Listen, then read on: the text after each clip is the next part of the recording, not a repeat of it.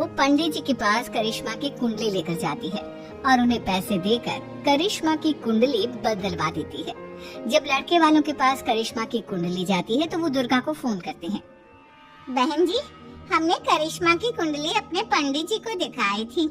आपकी बेटी की कुंडली नहीं बल्कि दोषों का पिटारा है। देखिए, मैं और मेरे पति इन सब बातों में बहुत विश्वास करते हैं, इसलिए हम आपकी बेटी से अपने बेटे की शादी नहीं करा सकते। इस तरह करिश्मा का रिश्ता टूट जाता है और सभी घर वालों को बहुत दुख होता है। अब कविता सोचती है, चलो करिश्मा का तो रिश्ता टूट गया, अब रेशमा का भी रिश्ता तोड़ना है। क्या करूं? अब सविता आवाज बदलकर किसी अननोन नंबर से रेशमा के होने वाले ससुराल में फोन करती है। हेलो, मैं कौन हूँ कौन नहीं ये आपके लिए जानना जरूरी नहीं, बस इतना सुन लो कि रेशमा का 2 साल से किसी के साथ अफेयर चल रहा है। बस रेशमा का रिश्ता तोड़वाने के लिए सविता का इतना कहना काफी था। अब रेशमा का भी रिश्ता टूट गया। मयंक और दुर्गा देवी ने रेशमा को खूब खरी खोटी सुनाई और उससे बार बार उस लड़के के बारे में पूछने लगे। आप दोनों मुझे क्यों परेशान कर रहे हो?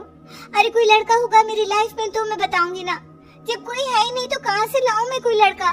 तो तेरे होने वाले ससुराल वालों को फोन किसने किया था? माँ, मैं नहीं जानती किसने फोन किया था, मैं सच कह रही हूँ। मैं तो पहले ही कह रही थी इसकी लगाम खींच कर रखो, लेकिन मेरी सुनता ही कौन है? आप चुप रहिए भाभी, ये सब आपका ही किया धरा है। अब तीनों बहनों को विश्वास हो जाता है कि ये सब उनकी भाभी ही कर रही है। तीनों बहनें अपनी भाभी को सबक सिखाने के लिए एक वकील कर लेती है और घर में हिस्सा मांगना। देखो भैया, माँ बाप की जायदाद में जितना बेटों का हक होता है उतना ही बेटियों का, इसलिए इस घर के 4 हिस्से होंगे और हमें अपना हिस्सा चाहिए। मैंने तुम्हारे लिए क्या क्या नहीं किया और तुम इस घर में हिस्सा मांग रही हो? भैया, आप और माँ हम बहनों की कोई बात नहीं सुनते हो और भाभी हमारी शादी नहीं होने देगी क्योंकि उन्हें लगता है कि आप हमारी शादी में ज्यादा पैसा लगाओगे और उन्हें हम जैसी फ्री की नौकरानी कहाँ मिलेगी। तो हम भाभी के साथ तो रह नहीं सकते, हम बहनों को अपना हिस्सा चाहिए। अरे तुम्हें शर्म आनी चाहिए अपनी भाभी पर ऐसा इल्जाम लगाते हुए। वो तुम्हारे बारे में कितना सोचती है। हाँ माँ, भाभी हमारे बारे में बहुत सोचती है, दिन रात बस यही सोचती रहती है कि किस तरह से अपनी तीनों ननदों को परेशान करूं और कभी मुझे पढ़ने भी नहीं देती।